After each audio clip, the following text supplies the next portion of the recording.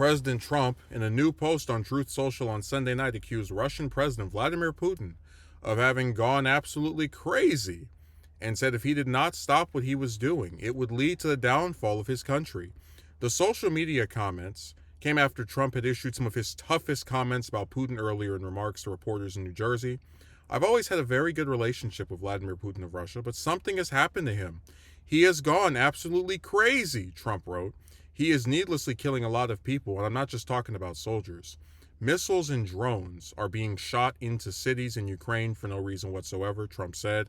I've always said that he wants all of Ukraine, not just a piece of it, and maybe that's proving to be right, but if he does, it will lead to the downfall of Russia.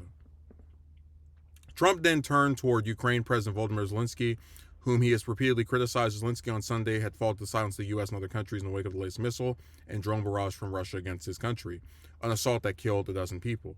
Likewise, President Zelensky is doing his country no favors by talking the way he does, Trump said. Everything out of his mouth causes problems. I don't like it, and they better stop. Trump campaigned on a vow to end the war, which he has repeatedly said would never have started if he had been president. He returned to the theme at the end of his statement on Truth Social. This is a war that would never have started if I were president. This is Zelensky's, Putin's, and Biden's war, not Trump's. I am only putting out the big and ugly fires that have started through gross incompetence and hatred. It's so interesting to think about the Trump-Putin relationship where you had this whole thing of, Russia interfered in the 2016 election. To what extent did that influence the results? And then just people always saying that he was cozying up to Russia, and now he's just outright going, yeah, there's something wrong with my old buddy Putin, where he's lost his mind. He's going absolutely insane, and he's going to bring about the downfall of his country. But where my whole thing is, the piece of this that's most interesting is where he says this is Zelensky, Putin, and Biden's war, not Trump's war. He talks about himself in third person. I guess it was Biden's war, when it started, when it began. But Biden has been out of office now for, 5 months? I guess, 4 months, rather, I should say. We're being technical. But I'm just saying, at a certain point, when do you stop bringing up Biden and actually tell us what you're going to do? Like, it's bad enough he doesn't even explain what would have caused this war to not have started if he were there instead of Biden in 2022. But then you add in the factor of, okay, you are the president. You're going to be president for another 3 years.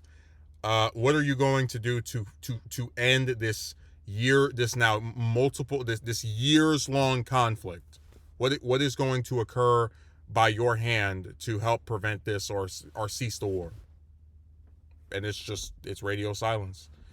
So I guess I can appreciate the commentary. I don't know. I guess I would agree with the idea that if this keeps going, Russia will have a downfall, because I think more and more countries are going to just not want to do business with it and mess with it economically.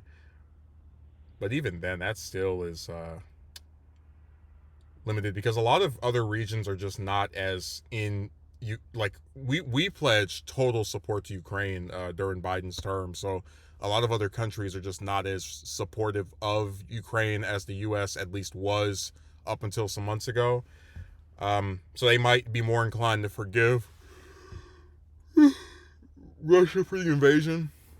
But I don't know. It's food for thought. I don't think this conflict, there's a possibility if it goes on long enough, it could bring Russia's downfall from all the economics related to it, the cost of the weapons that they're using and the mass casualties. But I don't know if I would say that this is going to do the trick in terms of really setting back Russia entirely.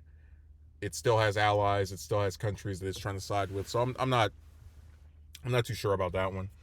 But yeah, it's interesting watching Trump go after the person that people used to say he was so close with. You really see how the relationships deteriorate between world leaders and figures over the course of just a few years. I mean, I remember the Helsinki summit and just how much people thought Trump was in his pocket back then, and it has been a total reversal. But the main point here is that he's blowing out hot air. No specifics of what he's going to do. It's It's it's goofy. It is another dumb social media message, which I wouldn't even have a problem with announcing what you're going to do online, but damn, nothing. He's crazy. Downfall of region. War would not have started if I were there when it happened, when it began. Yeah, yeah, yeah.